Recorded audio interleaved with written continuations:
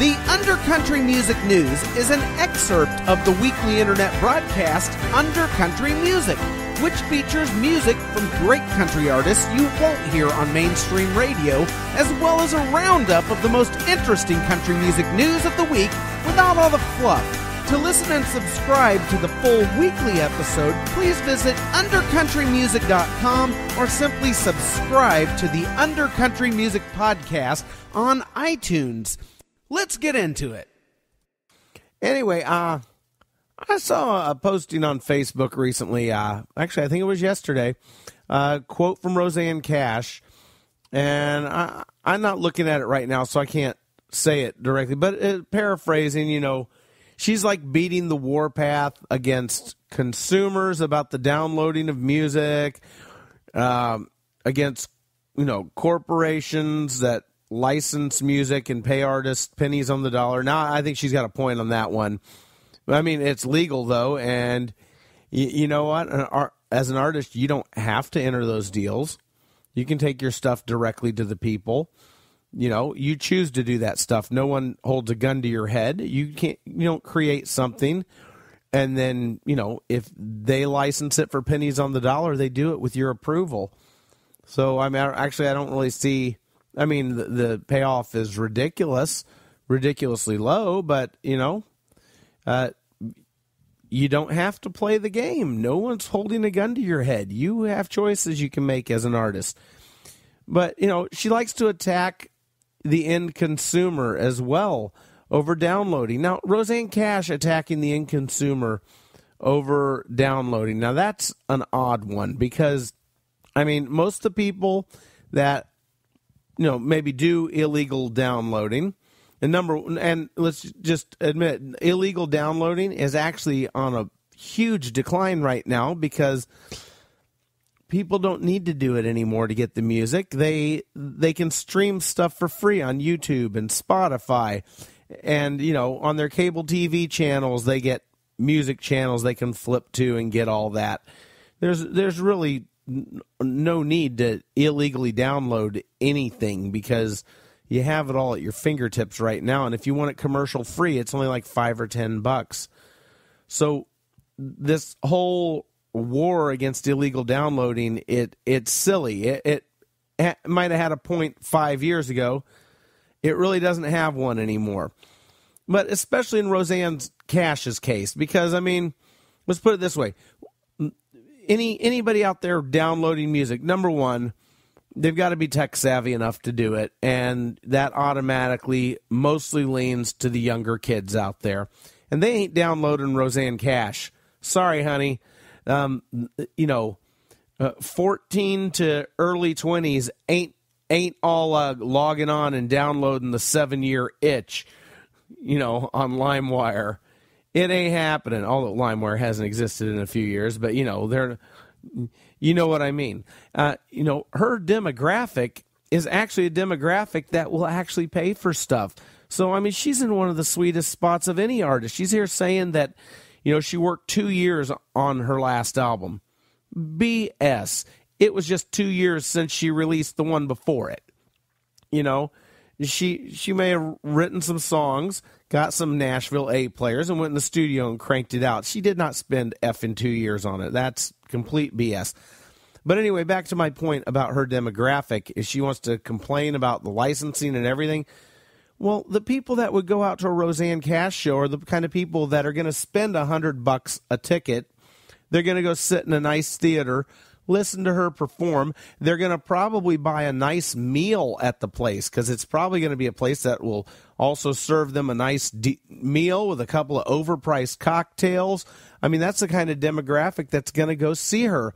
And that kind of demographic has money in their pockets. And, when they are wandering around the lobby, they're going to see a couple shirts and knickknacks and things like that. And they're actually the kind of people who will go buy a physical CD. Because, quite honestly, her demographic, by and large, doesn't really get the internet. And a CD is still like very much a current format to her crowd.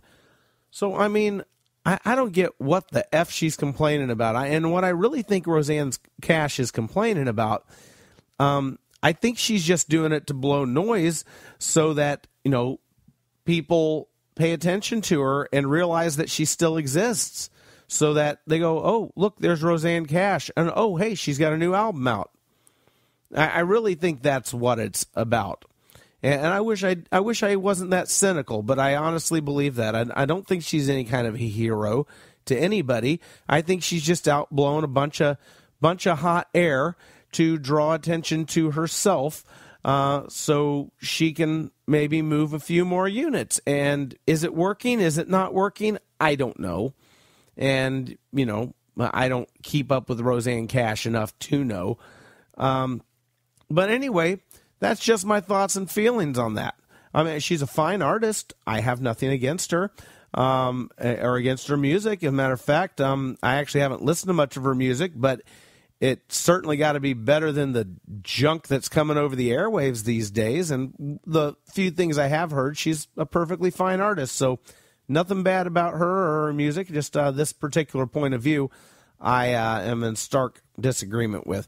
Anyway, that's a nice segue. That's a little thing. It's not really in the news, just something I read. But I think it's a nice segue because it's time to get into the Undercountry Music News. Wow, losing your voice does some interesting things when you got to shout the Undercountry Music News, don't it? Anywho, the Undercountry Music News is where I, Neil Smith, go on to the Google, and I type into the Google. I type in the words country music news. I know it's wacky, it's crazy.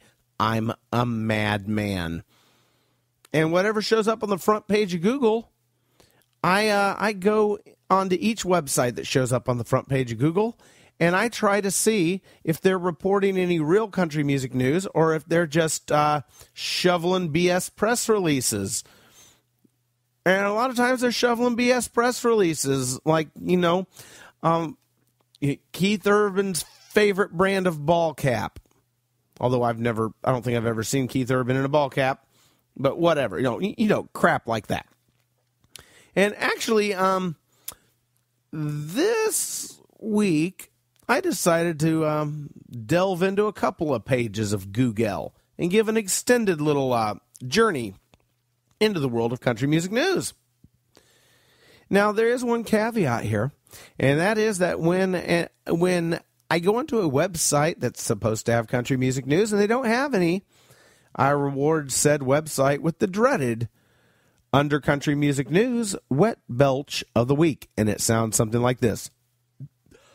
Yeah, well, that one wasn't a huge wet belch or anything like that, but, I went to a little thing with the chamber today called Pigs in Politics, where we barbecue and hang out with the local politicians, where people in business hang out with politicians and eat barbecue and listen to a country duo. Actually, country duo is actually pretty darn good. I have no idea what they're called, but they sang all covers, but they were still pretty darn good. I enjoyed them. Anyway, where was I? Oh, yes. Will anybody get the wet belch this week? Somebody usually does. But then again, I've also had like month-long stretches where nobody got it. Then I have some weeks where 2 or 3 people get it. So you get it? You got it? You're up to speed here? All right, let's proceed. Over at CMT, further proof that country music is going to hell, pop stars Ariana Grande and Meghan Trainor, the one who sings, all about that bass, no treble. Well, both these ladies from the world of pop will be performing on the upcoming CMA Awards. Honestly, I think viewers will have a tough time discerning the pop stars from the country stars, either way, regardless. So, heck, why not just pull a Taylor Swift and call a spade a spade? At least she's now calling herself pop. I'll give her that. All right. Taste of Country. Interesting story about Brantley Gilbert celebrating 3 years of sobriety and how Keith Urban, who is now 7 years sober, was a big personal encouragement to him. How Keith Urban came and spent hours with him in the hospital and gave him a lot of reassurances that life and his music career were going to be a whole lot more fun sober. No, I like stories that are real and not just pushing some BS, and I thought this one qualified as one of them. Good read over at Taste of Country. I recommend you get on over there and wrap your eyeballs around that one. And Alan Jackson has announced his 2015 25th anniversary tour called Keeping It Country. And none of the dates include Nashville, which means I guess he is keeping it country, because there ain't a whole lot of country coming out of Nashville these days. I saw Alan Jackson in concert probably about 10 years ago. Now, I like Alan Jackson, don't get me wrong. I've only seen him one time. But the night I saw him, it was like two ballads to every upbeat song, which made the show kind of a snore.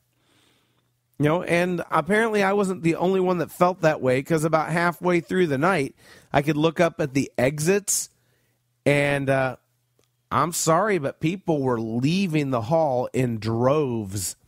But like I said, that was my experience at one concert I saw 10 years ago. For all I know, maybe some things have been adjusted in his live show and revamped since that time. I don't know. Just reporting what I saw. And Billy Dukes, a writer over at Taste of Country, brings us the sad news that songwriter Paul Craft has died at the age of 76. He wrote songs for the Eagles, Ray Stevens, Linda Ronstadt, Alison Krauss, and Mark Chestnut. You might remember the song Drop Kick Me Jesus Through the Goalposts of Life. He wrote that. And that's just to name a few. He was inducted into the Nashville Songwriters Hall of Fame just this past month, very shortly before he passed. Through the goalposts of life. For Jesus drop kicked him. You get it. All right, moving along. Also, Kix Brooks expounds on how much he likes what's going on in country music these days. How there are great artists to be admired, like Casey Musgraves or Zach Brown, and that seeing artists like Luke Bryan, Jason Aldean, and Zach out there selling out stadiums is not something that was happening during the Brooks and Dunn heyday, and that this is something to be embraced. And I guess he has somewhat of a point there, especially if, some of those people that go there and start getting into that want to dig a little deeper into the world of country and really get into the roots and discover what real country music is. Now he does acknowledge the repetitiveness in the lyrical and melodic content in today's country music, thankfully. So I don't know. It is what it is. And there you go. You can read more about the opinions of Kix Brooks, if you like, over at tasteofcountry.com.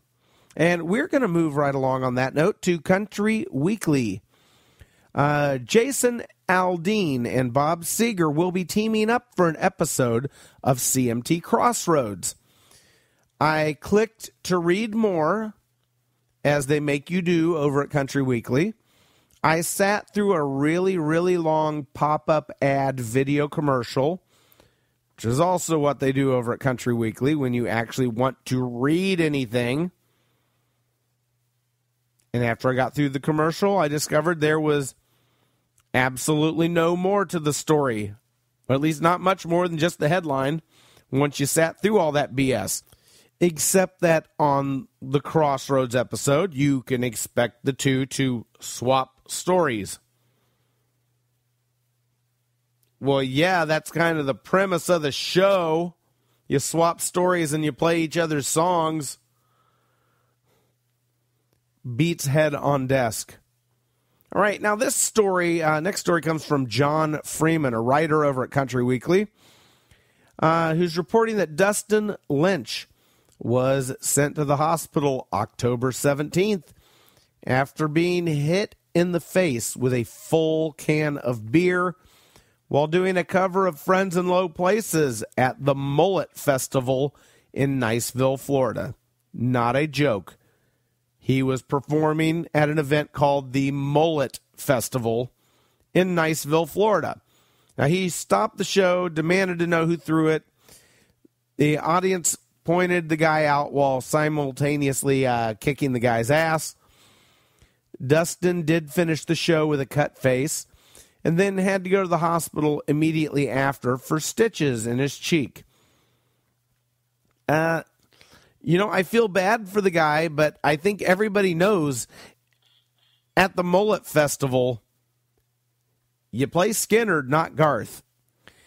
And writer Bob Paxman brings us a story about a Tanya Tucker exhibit entitled Strong Enough to Bend will be coming to the Country Music Hall of Fame in Nashville beginning November 14th and running through May 2015.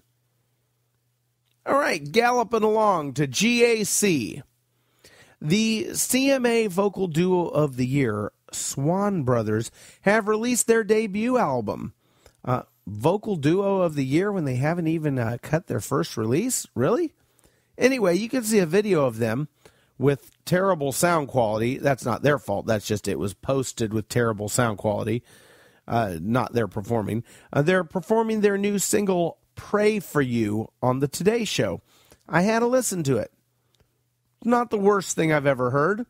It's not riddled with too many cliches, but honestly, there's nothing that really stood out to me about this song. And honestly, there's nothing that really stands out to me about this act in general. It's just a polished pretty boy country act with milquetoast, middle of the road lyrics that don't really say anything about anything. And I'm sorry, it's boring.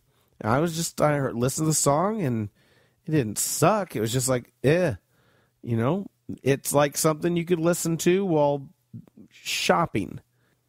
And on that note, we're going to sort of scoot our little shopping cart with that one wheel that just won't go straight over to NashvilleGab.com.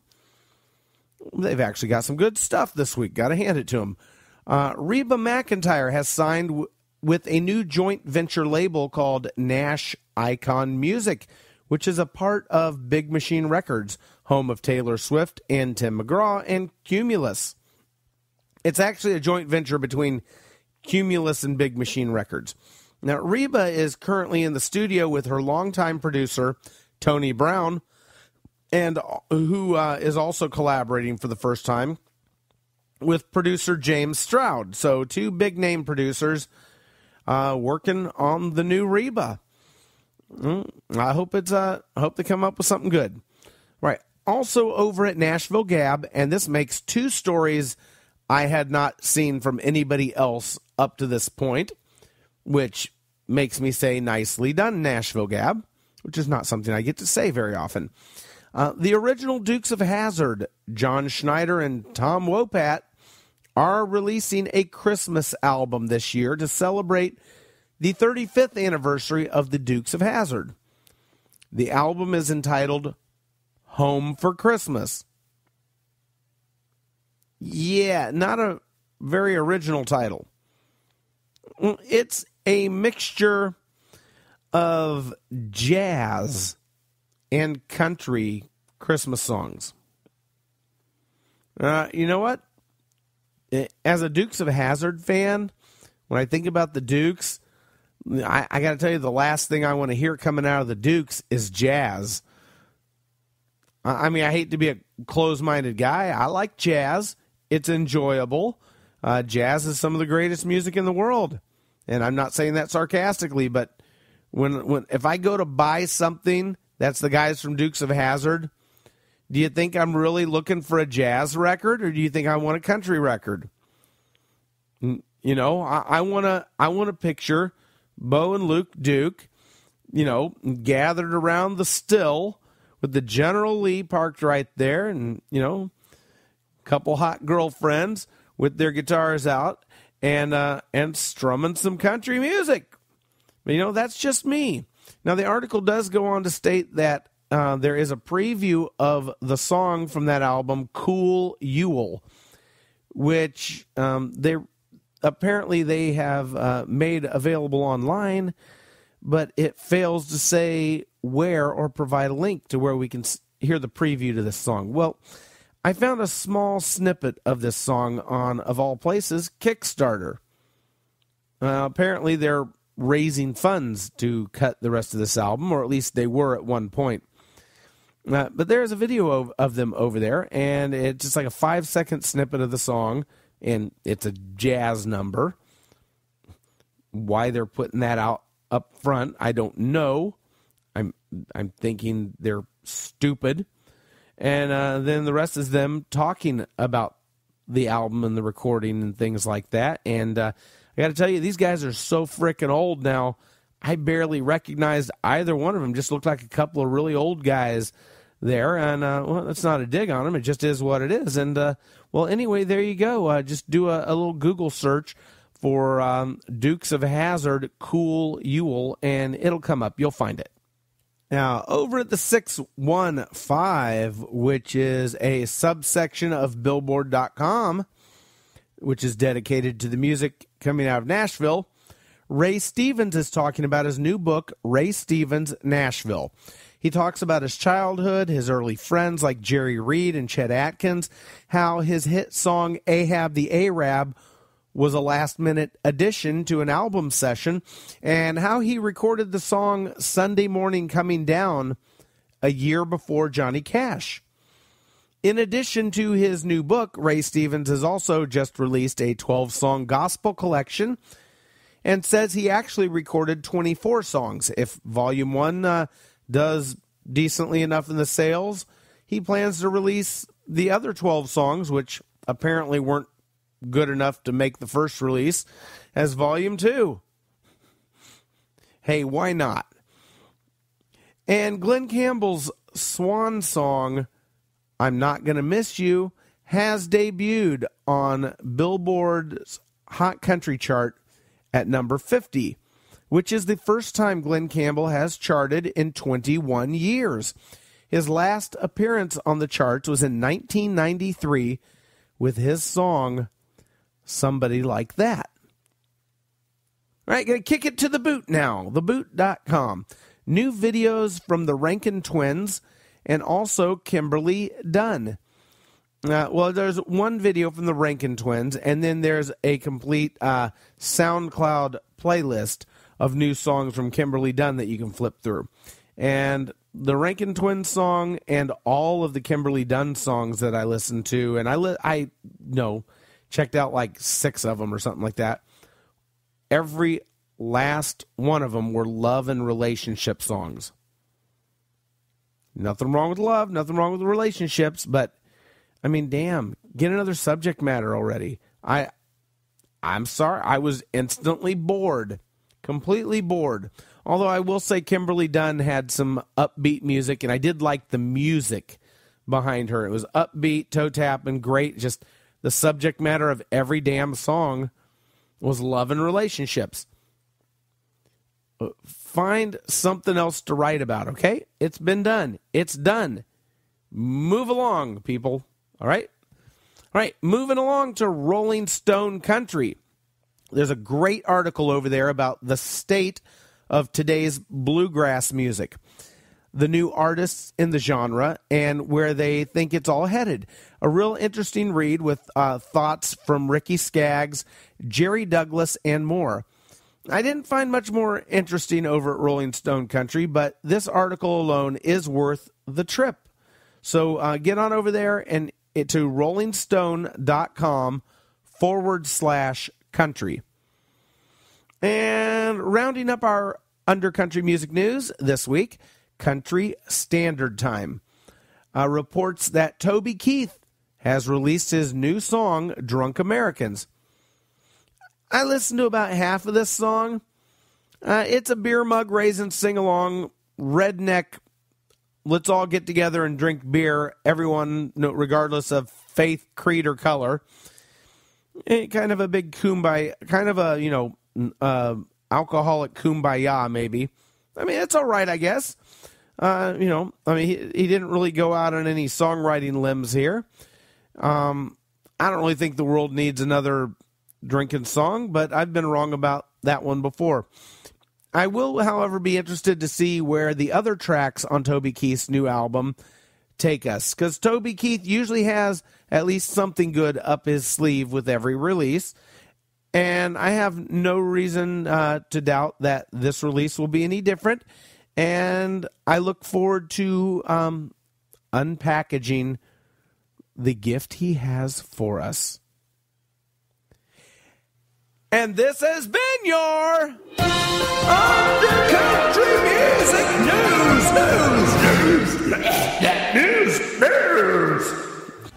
Thank you for listening to the Undercountry Music News. The Undercountry Music News is just a small excerpt of the weekly hour-long internet broadcast Undercountry Music, where I play music and have great interviews by lesser-known original country acts. Get on over to undercountrymusic.com where you can listen and subscribe. Stay under, stay country.